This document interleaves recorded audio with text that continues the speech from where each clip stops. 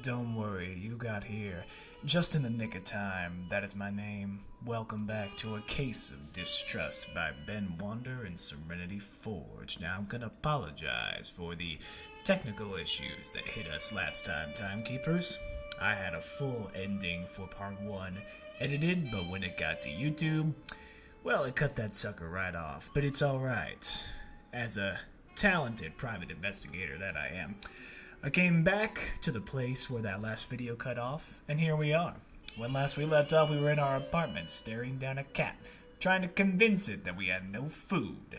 So I'm gonna point it to my empty icebox as proof.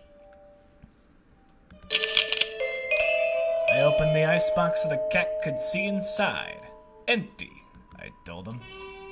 The cat looked quizzically at the open door, then back at me. Sorry, fella.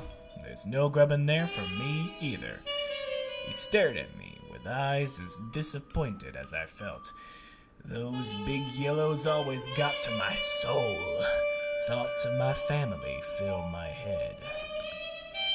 My sister, Muriel, had sent a letter with an update of her life in Chicago. She and her husband had just purchased a new home outside the bluster of the city. Their 3 young children were looking forward to the move. I never told Muriel, but those letters kept me going. Hearing about my family, however remote, helped me cope with the isolation I was feeling. I'd refused to accept it myself back then, but perhaps Muriel had known anyway. My sister had the ordinary lifestyle that I had rejected. I'd wanted to change the world, to bring justice for victims, especially the ones who no longer had a voice. Not that I was helping advance that cause with the types of cases coming my way. My mind spiraled into the usual series of questions. Had I even impacted the women's movement? Had I made any change in society at all? Why is there a leak in my ceiling? Who was going to pay the electric bill? Was my plodding career worth losing traditional happiness? And, most importantly, who's going to feed this fucking cat? What was the point in the life I had chosen? A loud meow from the cat snapped my thoughts back into the moment. I took a deep breath and grinned back at him. Guess you can scram now, I said. Nobody's going to come knocking with food for you, fella. Never mind, don't fucking listen to me. Someone just knocked. There immediately came a banging on the front door. Beyond a nuisance, this cat was psychic too. You order out? I asked him. Oh boy. Mr. Green, he did it in the hallway with the candlestick. I knew it! In the doorway was the regrettably familiar face of Connor Green. His actual name is Green. Well, my head just exploded. I stared at him. A hired hand for whomever needed a job done, but Green snitched whenever he was put in a squeeze. Working the beats, I remembered that all too well. Remarkably, the underground had been blind to it, but Green wasn't particularly assiduous. I was certain the criminal ranks would eventually plug him. But then, there he was, smiling at me, with a severe lack of caps in his ass. He looked at me through the doorway with a coy smile. Well, ain't you gonna invite me inside? I started closing the door, but he stuck out a foot to stop me. Hey now, he chided. Foul way to treat a customer, Malone. So that was his angle, hiring me as a detective. I wondered what a bootlegger would need with a private eye, but he answered without my prompt. I'll make this quick. I can't take this to the hog house or the pigs would laugh me out. And other dicks just aren't as tempting. His grin widened. Thought this was gonna be quick, I said, and I started rolling a cigarette. It wasn't quick, and I'd already rolled and lighted a second smoke when Green finally finished his story. I noted the important bits in my book. It had started with a letter slipped under his door in a white envelope. The envelope contained a single typewritten leaf, which he handed to me. It read, "End your game, or we'll end you." It had no signature, instead ending with only a small scribble in the bottom right corner that resembled a black hand. Oh boy, this is some Skyrim cult shit. Green had a lead on a new rum running scheme. Why is the rum always gone? A connection from Vancouver. He'd given a sample to Tiny Paul, the gangster who ran the Tin Spoon Speakeasy for mob boss Jerry Ferry. I love this. They'd agreed to buy in for more. Green surmised the letter was about his rum running. He suspected Redstone Stable, another bootlegger, of sending the letter. He told me that stable ran a barber shop during the day and gave me the address. Green needed to know who the threat was from. He'd get Paul's gang to deal with them and continue his scheme to get rich. If I go snooping myself, he concluded, folks see I'm not trusting people. No trust leads to no customers. I need to play it low-key, which is where you come in. I raised an eyebrow and stared at him through the cigarette smoke. Something in his yarn was still twisted. He must have noticed my reticence because he said, you know, I worked closely with Lewis. I'm sure he'd want to protect me as much as any other victim. Oh, he brought up our old mentor. My uncle. Lewis had put me on the force. Made me the first policewoman for the SFPD. Oh yeah, bear in mind, I am a woman. But I have a surprisingly male voice. He was the only one who'd let me walk the beats with him or do more crime scenes than comfort a widow. He'd been obsessed with helping victims and bringing justice to those beyond salvation. After he'd taken his own life, I'd quit the SFPD. There was little more I could do there. I started my own practice, taking his ethos to heart. Was Green worth my time? Would he be worth Lewis's? Green had tipped off my uncle in a few cases. I wondered if that was enough to warrant my protection. Before I could think past my headache, he threw a bill in my lap. Keep the C-note as a retainer, and don't worry about getting in touch. I'll find you later for a chat. He turned down the hallway and I let him go. If he was willing to give me $100 with no commitment, I wouldn't stop him. Wow. I turned back to the apartment, still confused about the whole story. My headache wasn't helping either. Whenever I lacked clarity, a trip to Southern Coffee was usually the cure. Alright. Let's go there.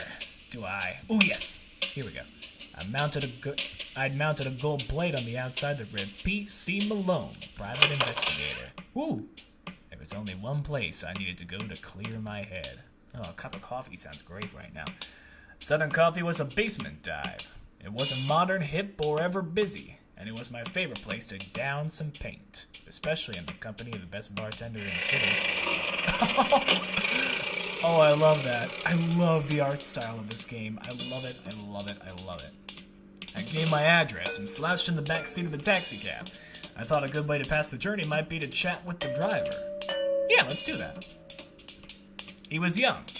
Not a teenager, but not far off. The redness in his face and a mean scowl told me he was angry. Don't much like driving taxicabs? I offered. He looked quizzically at me through the rear view before understanding what I meant. No, lady, I like it right enough. Just some bozo for you were in here was giving me hell because I look like the boy his daughter's going with. Went off about how my generation was ruining America. That scumbag don't know jack.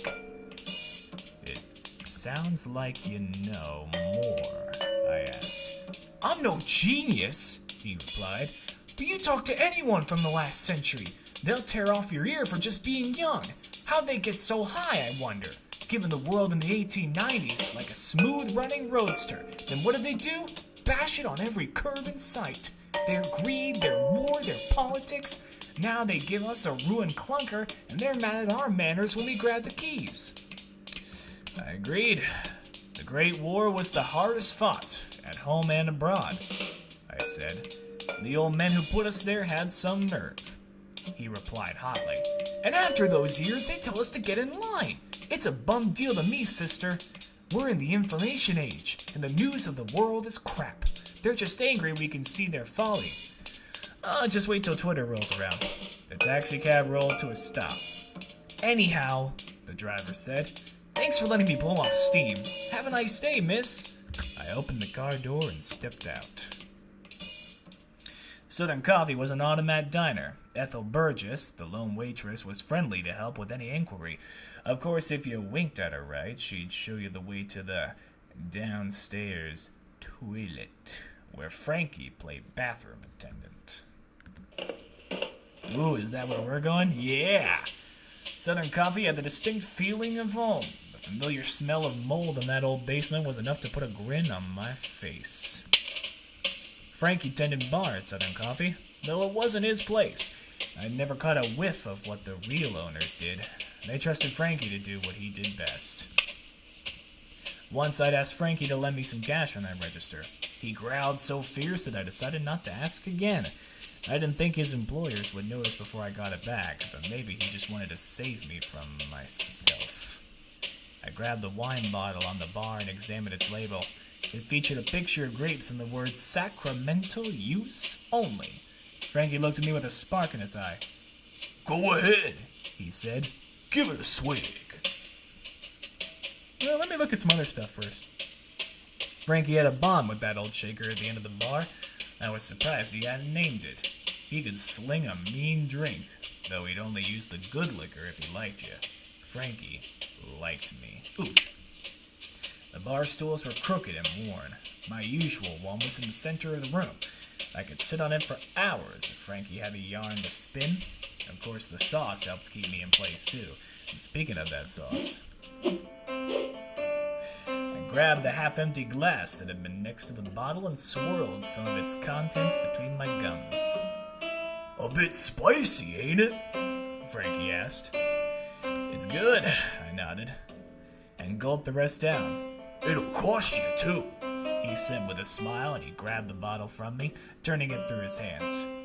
Rabbis charge more than a nickel for this beauty. Only this type of Napa wine is made from that Zinfandel grape. It has a unique aroma. I'd been trying to learn more about wine. Seemed everyone knew their stuff but me. I noted what Frankie had said about the origin of the grape as he set the bottle back down in the bar.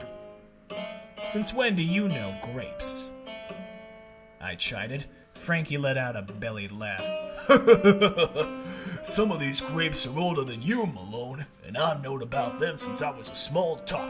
It's why I'm so good at my job, you know. Frankie sighed. Too bad more folks can't taste them. That woman's league is the devil. The Women's Christian Temperance Union was now under feminist Frances Willard, a positive force for the suffrage of women.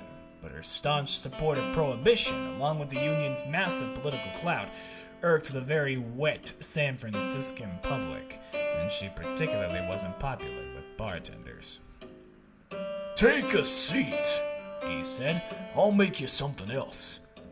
He was a big fella, both wide and tall, and must have been a little over 50. He had a round head, kind brown eyes, and a cropped ring of gray hair encircling an otherwise bald scalp. His voice had a warm timbre that complemented the tobacco and whiskey smells of his speakeasy. I sat at the bar. You got the spooks, PC? He asked. You're worn as a catcher's mitt. I suppose my exhaustion showed. I won $100 for nothing, and I can't let it go. I told Frankie about the case, the threatening letter sent to Connor Green, how he assumed it was related to his bootlegging and his suspicion of Redstone Stable. The story took longer than I'd wanted, Frankie showing genuine interest by asking many questions. When I finished, he threw me the whiskey sour he'd been stirring. I took a large gulp and gave a sigh as thanks. Well, Green's case is better than most of what you're given, he said with some enthusiasm. At least it's not more of that adultery bunk. Sure, I replied, but I started with a goal in mind. What's the point in helping a man like Green? Frankie clicked his tongue on his teeth. Lawyer or priest, why does it matter? Let me ask you, are the clients you have now the types you want to help? I admitted they weren't. I told them that I wanted more from my detecting life. It could be that Green's case shoots your career forward, Malone. I sighed and stared down at my drink. But my daze was interrupted by the basement door opening and slamming shut. Oh boy, oh boy. A small, blustering woman began marching towards me. She was wearing a light blue cloche hat with a gray ribbon tilted back on her head, a scarf of similar blue draped around her neck, but I was startled by what she wore under it, a gray trench coat that looked too large for her frame. It was exactly like the one that had belonged to Lewis. She hurled insults at me a while. All I could do was sit and take it until she ran out of gas and started breathing heavily. I set my drink on the bar and looked her in the eyes. I inserted a hello. I'm Phyllis Malone. How can I help you?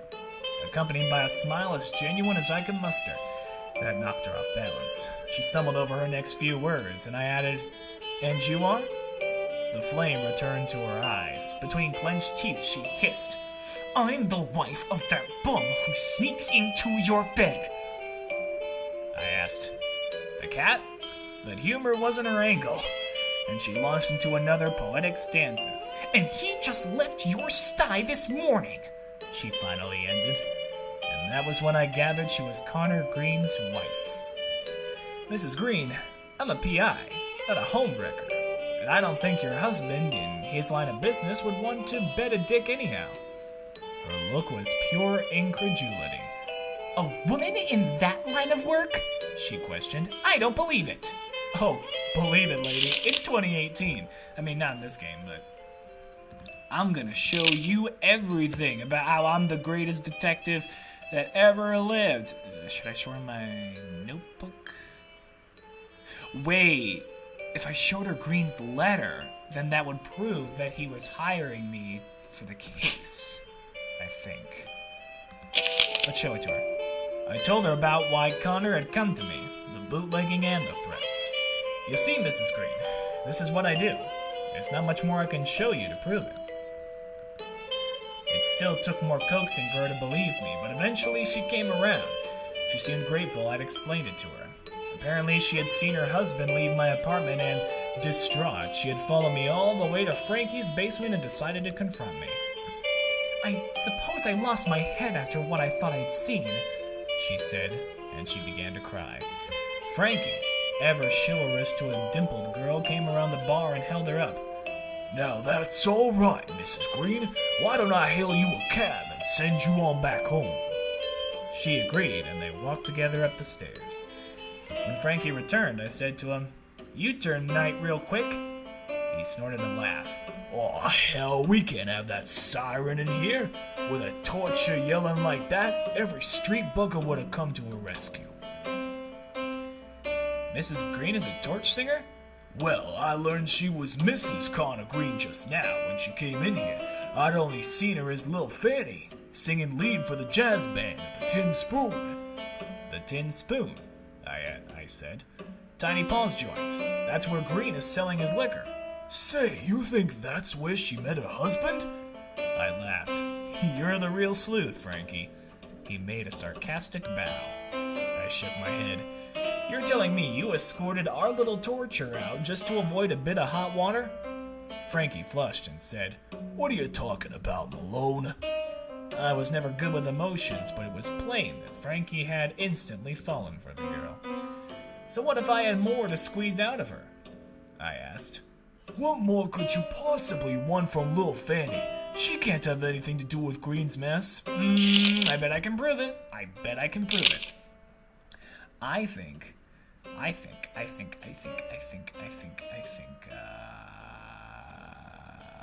should I show him Green's letter? Oh wait, no, not the newspaper. That just talked about the Red Menace. Yeah, sure, let's show him Green's letter. "How does that prove she knows anything?" Frankie asked. He was right, it didn't. "I don't see how Mrs. Green's related to any of this," he concluded. Alright, so that wasn't it. Oh, wait. I didn't look at statements. Wait. Well, wait.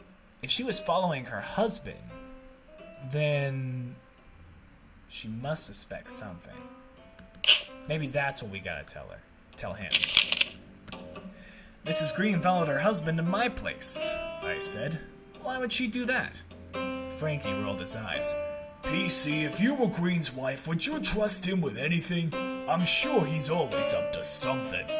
I shrugged and stood up from the bar stool. What had just happened was quite the ruckus. It seemed like my cue to move along. The worn stairs led to the outside world. Oh, this is cool. I was heading up the stairs when Frankie called after me. So what are you going to do? I've been thinking about little Fanny.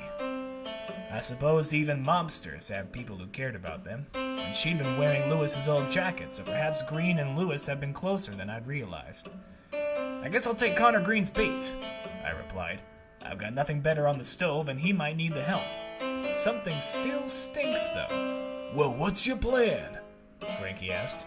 The way I see it, I have 3 goals right now. Green hired me for a job. Find the guy who wrote the letter. That's the basic part. But you want more, asked Frankie. I nodded. Green's a shady character. I have to learn about him. Who is this guy? Digging his past. I can't go back to him blind. And then there's something about his bootlegging. How'd Green get a connection like that? What's his source exactly? Squeezing that lemon might give me more juice. That sounds all right, he replied. So where is it you're off to? I've got 3 leads. That bootlegger stable, who Green claims sent him the letter, the Tin Spoon Lounge, where I might learn more about Green's rum-running schemes, and Mrs. Green, who could give me more dirt on her husband. Frankie nodded his approval. Well, if you're ever stuck, come back and see me. You can never solve anything without talking it over. I smiled and went up the stairs. Ooh, boy. Oh boy, oh boy, oh wow, where do we go? Okay. I think we should talk to Stable, because if Green thinks Stable sent him the letter, we ought to get a statement from Stable. Green had suspected Redstone Stable of sending him that letter. Apparently Stable owned a barber shop in the financial district, and I figured there would be no harm in asking Stable about it directly. Oh yeah, here we go. Let's go, I got more to do. I entered a taxicab driven by an old man with a mustache. He turned to me with eyes that had a playful glint. Sorry, he said in a rough voice. This is the end of the demo. I can't take you any farther. I didn't know exactly what he meant, but something in that gaze made me understand. Now, if you'll keep your eye out for a full release, that'd be swell, he continued. But for now, please exit to the main menu. I nodded and went my way. Oh, that's it! Oh, wow. That's right. Then again, this is just a teaser, but the full game is coming out on February 8th. Wow, mad props to Ben Wander and Serenity Forge. This game is great. I cannot wait for the full game.